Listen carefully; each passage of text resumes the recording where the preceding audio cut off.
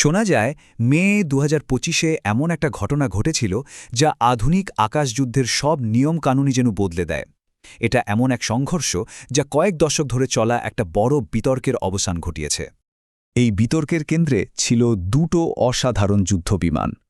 একদিকে আছে ফরাসি ইঞ্জিনিয়ারিংয়ের গর্ব দাসো রাফাল, আর অন্যদিকে চীনের ভিগোরাস ড্র্যাগন মানে তেজস্বী ড্র্যাগন চেংদু জে-10সি। বলা যেতে পারে ইউরোপীয় কৌশল বনাম চীনা বাস্তববাদ। তো চলুন প্রথমে আমরা এই বিতর্কের এক পক্ষ মানে দাসো রাফায়েলের খ্যাতিটা একটু দেখে আসি। রাফেলকে কিন্তু শুধু একটা ফাইটার বললে ভুল হবে। একে বলা হয় অমনিরোল ফাইটার, মানে একই মিশনে এটা আকাশ রক্ষা, মাটিতে হামলা, এমনকি গোয়েন্দাগিরি সবই করতে পারে। এর টুইন ইঞ্জিন ডিজাইন একে লম্বা দূরত্ব পাড়ি দিতে আর শত্রুর সীমানার অনেক গভীরে গিয়ে হামলা চালাতে সাহায্য করে। আফগানিস্তান থেকে সিরিয়া অনেক যুদ্ধক্ষেত্রেই কিন্তু এটার ক্ষমতা প্রমাণিত। আর রাফায়েলের আসল জাদুটা কিন্তু লুকিয়ে আছে এর স্পেকট্রা সিস্টেমে। ভাবুন তো, এমন একটা প্রযুক্তি যা শত্রুর রাডারকে এমনভাবে ধোঁকা দেয় যে বিমানটা প্রায় অদৃশ্যই হয়ে যায়। এটাই ছিল রাফায়েলের সবচেয়ে বড় রক্ষা কবচ। আচ্ছা, রাফালের কথা তো হলো, এবার চলুন প্রতিপক্ষের দিকে তাকাই। জে-10সি এই যুদ্ধবিমানটা কিন্তু একদম অন্য একটা দর্শন থেকে তৈরি করা হয়েছে। প্রথমেই যে পার্থক্যটা চোখে পড়ে তা হল টাকা পয়সার। সোজা কথায় একটা রাফালের দামে কম করে হলেও দুটো জে-10সি কেনা যায়। আর যুদ্ধের ময়দানে বুঝতেই পারছেন, সংখ্যার এই খেলাটা কিন্তু অনেক বড় একটা ব্যাপার। আর এখানেই কিন্তু পুরো বিতর্কের আসল মোড়। রাফাল হয়তো বেশি দামি আধুনিক, কিন্তু জে-10সি এর প্রধান অস্ত্র PL-15 মিসাইলের পাল্লা কিন্তু অনেক বেশি। আর আকাশযুদ্ধে একটা কথা আছে যে আগে গুলি চালাতে পারে, জেতার সম্ভাবনা তারই বেশি থাকে। ব্যাপারটা এতটাই গুরুত্ব যে পশ্চিমা সামরিক বিশেষজ্ঞরা বলতে বাধ্য হয়েছেন PL-15 হল সেই অস্ত্র যা পশ্চিমকে ঘুম থেকে জাগিয়ে তুলেছে। মানে এই মিসাইলটা আসলেই তাদের চিন্তার কারণ হয়ে দাঁড়িয়েছে, কারণ এটা শত্রুকে জবাব দেওয়ার সুযোগ পাওয়ার আগেই হামলা করতে পারে। তো থিওরি তো অনেক হলো, এবার চলুন সেই কথিত সংঘর্ষের দিকে যাওয়া যাক, যা এই দুটো বিমানকে একেবারে মুখামুখি দাঁড় করিয়ে দিয়েছিল। ঘটনার প্রেক্ষাপট ছিল ভারত আর পাকিস্তানের মধ্যে দীর্ঘদিনের সেই চেনা উত্তেজনা। শোনা যায় এপ্রিল মাসে একটা সন্ত্রাসী হামলার পর মে মাসের শুরুতে পরিস্থিতি বেশ গরম হয়ে ওঠে, আর তখনই এই দুই ভয়ঙ্কর যুদ্ধবিমান একে অপরের মুখোমুখি হওয়ার একটা মঞ্চ তৈরি হয়ে যায়। পাকিস্তানের প্রধানমন্ত্রী আর পররাষ্ট্রমন্ত্রীর ভাষ্যমতে এই সংখ্যাটা হল ৬। তাদের দাবি অনুযায়ী সংঘর্ষে তারা ভারতের ৬টি যুদ্ধবিমান ভূপাতিত করেছে।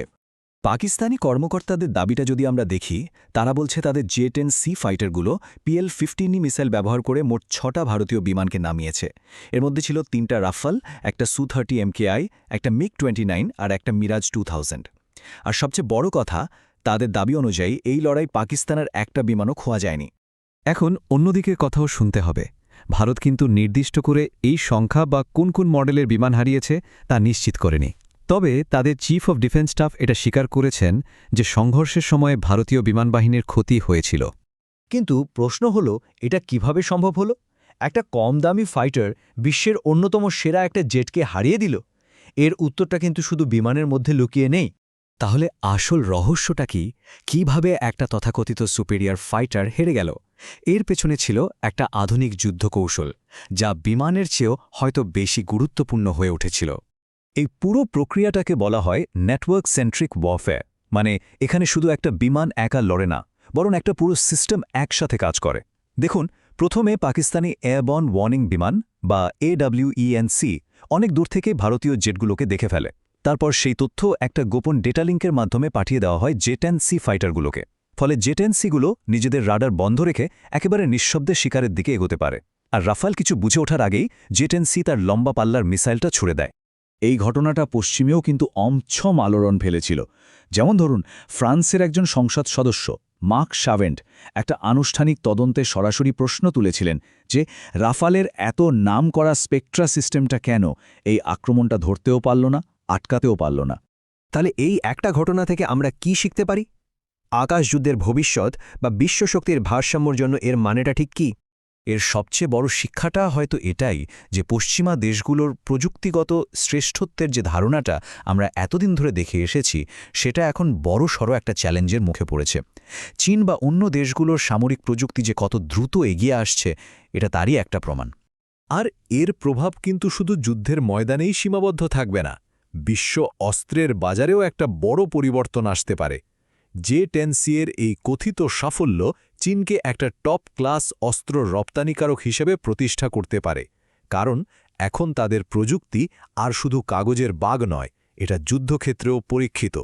তো সবশেষে একটা প্রশ্ন কিন্তু থেকেই যায়, ২১ শতকের এই আকাশে আসল ঘাতক খেয়ে খোদ যুদ্ধবিমানটা নিজে, নাকি সে অদৃশ্য নেটওয়ার্ক যা তাকে পথ দেখিয়ে লক্ষ্যের দিকে নিয়ে যায়?